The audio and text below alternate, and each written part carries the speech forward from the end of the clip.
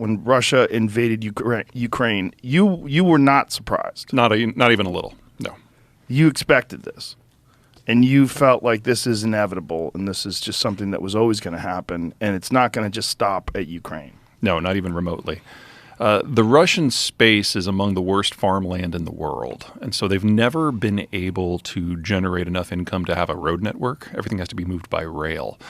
And their frontiers are just huge and they're open. And if you've got a force that can't maneuver itself, your only reasonable defense strategy is to be forward positioned and use geography to help you out. So you expand until you reach mountains or oceans or deserts, and then you anchor on either side of those and plug the access points.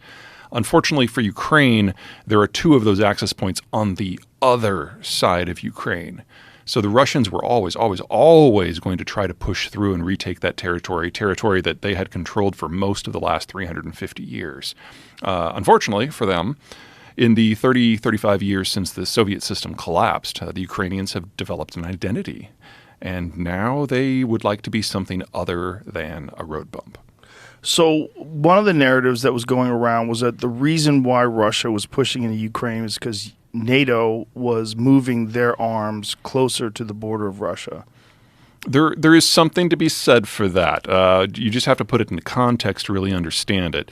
So the Russian point of view is for us to be secure, we need to expand until we reach a point where invaders cannot overwhelm us. We have to be able to plug those access points.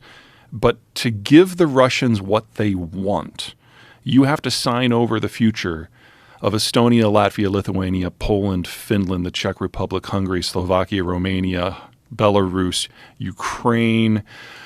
Oh, let's go on. Azerbaijan, Armenia, Georgia, Kazakhstan, all the stands. Basically, the Russians, in order to feel safe, they have to be able to occupy total populations that are twice of their own. And I'm sorry, but that's just not feasible. So, technically, the people who claim that NATO provoked this are correct. NATO can't have what it wants in Russia in order for Russia to feel safe. But for Russia to feel safe, they've got to occupy over 180 million people. And that was never part of the game.